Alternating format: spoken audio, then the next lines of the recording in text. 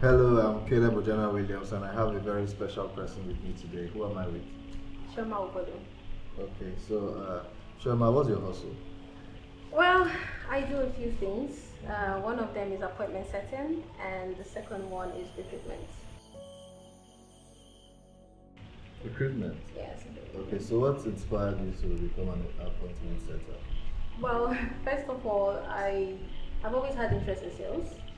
So I used to work with all these physical brands here in Nigeria, and I'm always on my phone chatting, and that's basically what an appointment setter does. An appointment setter is always on their phone, but you're selling. So I thought, bring the sales technique I have, and the fact I love my phone so much, and merge it into one, and it worked out really well. I spoke with a friend of mine, and we spoke about it. I had to read on it for about 9 months without pay. It was really long. And after a while, I got my first gig that was paying like 50K. It was a really small build, and from there, I started building up and working with international clients, and here we are. What do you enjoy the most about being an appointment setter? Well, I what I enjoy the most about appointment setting is when I'm working with a coach I actually believe in. So when you're just starting out, especially when you just want to make ends meet, you work with coaches, any coach that just pays you. That's the way you really enjoy the work. When you enjoy the work is when you have a bit of money, you can wait and actually look for someone that is doing something you care about.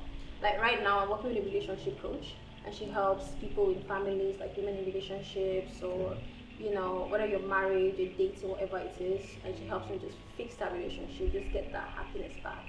And that's something I'm passionate about, like helping people. So when I see these women and I'm able to bring them in through chatting with them, and my coach helps them, I can see like their life is getting better. That's what I enjoy the most, the results of it. Okay, so as with every hustle, there are day-to-day challenges and stuff like that. So, what would you say are the challenges you faced being an appointment setter? Well, every day as an appointment setter, it's sales. Sales is so demanding of you, and you usually have like a KPI, which is key performance indicators, the numbers you need to reach every single day.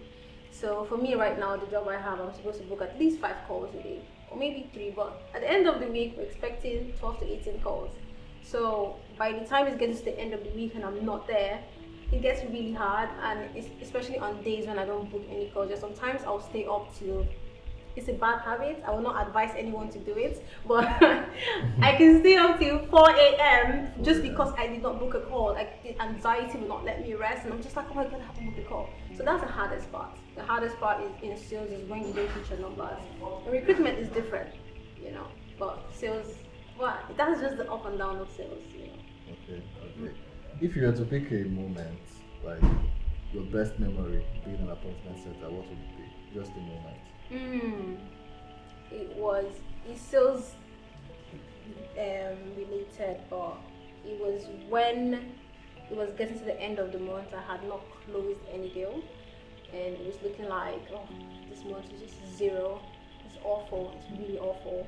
And I was new. It was like my second month in the job, and I think it was 2 days at the end of the month. I brought in like the biggest client I've ever gotten in my life, Wow. and it was the biggest client we've ever bought in the whole company, basically. And it was like, it was really dope. Yeah. Okay. So that moment, every time I think back at it, yeah, I draw energy from it still today. We all need that Yeah. little moment to boost us and just. Exactly. Okay.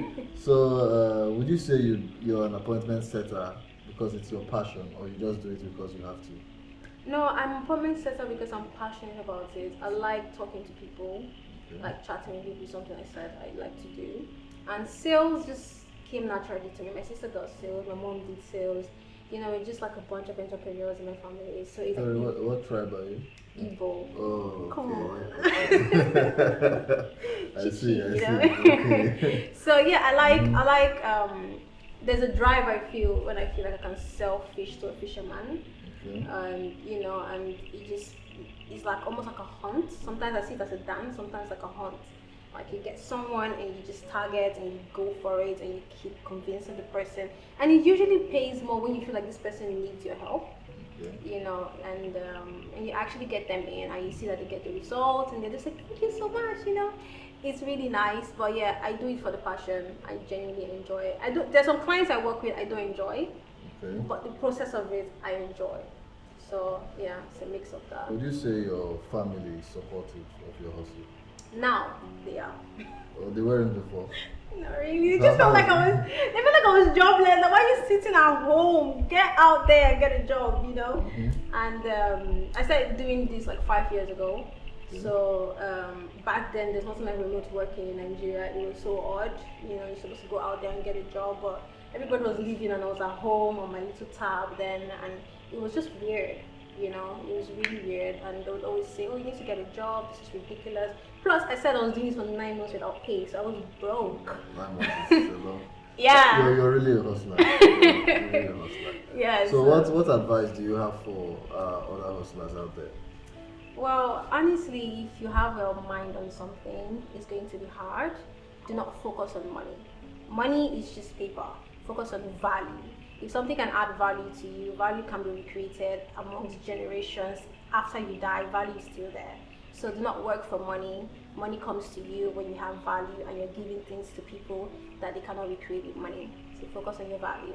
Learn, read on your own time. That's what you just gotta do. Okay, so Chioma is a hustler. Are you?